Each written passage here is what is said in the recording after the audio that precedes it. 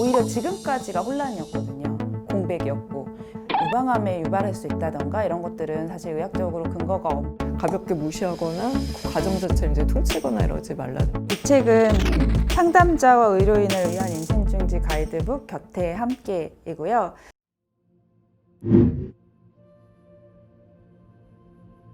보통 임신 중지 상황이라고 하면 원치 않는 임신 이렇게만 바로 연결을 시키잖아요.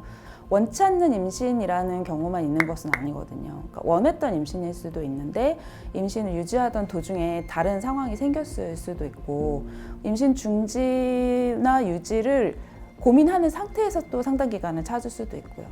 사실 그동안 계속 불법이었다 보니까 임신 중지는 선택하지 않도록 하고 가능하면은 출산을 유지하고 입양을 시키고 이런 방향을 중심으로 이제 상담이 이루어져 왔고 의료 현장에서도 이제 법을 우회할 수 있는 방향만 계속 고민이 됐었고 당사자에게 최대한 다양한 정보들을 알려주고 실질적으로 어떠한 상담이 필요할지 그리고 의료 현장에서는 어떠한 지원이 필요한지 이런 것들을 이제 자료와 정보들을 같이 모아보고 책으로 같이 만들어 보게 됐어요.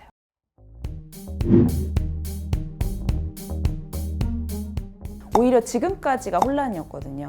공백이었고 왜냐하면 법은 불법인데 사람들이 또 임신 유지를 안 할 수 있는 것은 아니기 때문에 어디든 찾아는 가는데 법 때문에 회피할 수 있는 방법만 찾게 됐었던 거예요. 낙태죄가 폐지됐다고 막 기뻐하던 환영하던 여성들도 이렇게 자꾸 혼란, 입법 공백 이런 식으로 얘기하니까 정말 병원을 가도 되는 건가? 오히려 망설이게 되거든요. 의료 서비스를 이제 제공하는 사람들의 입장에서는 하나의 큰 장벽이 없어진 거거든요.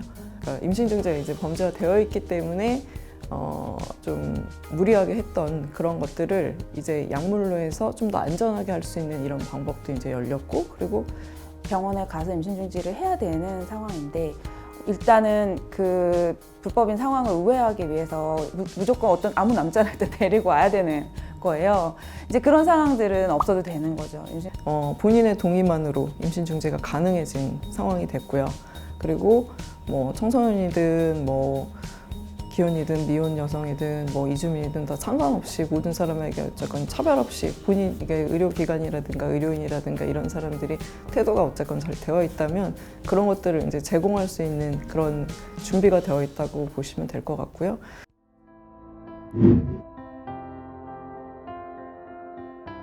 뭐 무조건 뭐 어머니라는 단어를 쓴다거나 뭐 아기라는 단어를 먼저 전제해서 쓴다거나 낙인을 강화하거나 내담자에게 책임을 이제 돌리는 표현을 쓰지 않는다는 것. 모든 이제 과정에서 또 초음파에서 태아 심장 소리가 들리면은 그거를 이제 본인이 듣기를 원하는지 원치 않는지 이런 부분을 물어보는 과정이라든가 당사자 스스로 이제 생각하고 있는 임신 중지의 무게라는 것을 가볍게 무시하거나 그 과정 자체를 이제 퉁치거나 이러지 말라는 거거든요.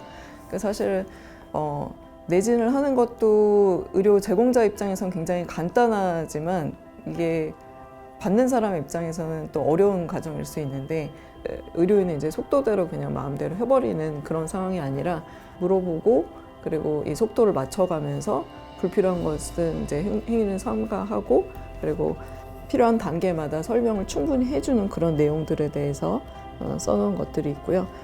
어떤 사람에게는 이것이 굉장히 슬프고 힘든 경험이거나 고민일 수도 있는데 어떤 사람에게는 또 그렇지 않을 수도 있고 그런 상황들을 상담자가 일단 예단하지 않고 어떤 조건에서 어떤 상황에서 왔는지에 대해서 먼저 경청하고 그것에 대해서 지지적으로 정보를 제공하고 상담할 수 있게 해주는 것. 그리고 예를 들어서 그 임신한 여성에게 장애가 있다면 무조건 그냥 임신 중지를 하는 방향으로 더 먼저 고려가 되었지만 장애가 있는 여성들도 임신 중지와 출산, 임신을 유지하고 출산하는 선택지 중에서 다양한 조건들을 고려하고 결정할 수 있게 하는 지지적인 상담도 필요하고요. 그 어떤 다른 컨텐츠를 보다가 그 부분을 발견했는데 소아과 의사분인데 남자 청소년이 병원에 찾아왔는데 그 청소년에게 먼저 이제 너도 너의 의사를 표현할 수 있으니까 너에게 먼저 동의를 구하려고 해. 내가 네 몸을 좀 진찰해봐도 되겠니? 라는 동의를 먼저 구하더라고요. 이 책을 만들면서도 그렇고 앞으로의 과정에서도 저희가 계속 강조하는 건 본인의 동의거든요.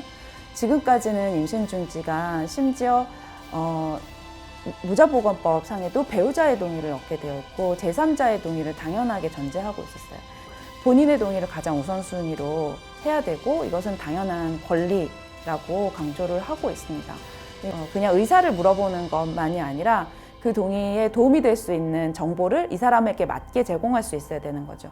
그래서 어려운 용어를 이해할 수 없다면 쉬운 용어를 제공해야 되는 것이고 시각장애나 청각장애가 있다면 그에 맞는 정보를 제공해야 되는 거죠. 그런 과정들을 통해서 당사자의 동의를 얻는 것, 그리고 당사자는 그런 정보를 제공받을 권리가 있고 누구나 그 자신의 동의를 먼저 전제로 할 수 있는 역량을 가지고 있다라는 점을 고려해야 된다라는 것을 저희가 되게 강조하고 싶었던 부분이에요. 그거는 꼭 임신 중지를 원하는 여성뿐만 아니고 그렇죠.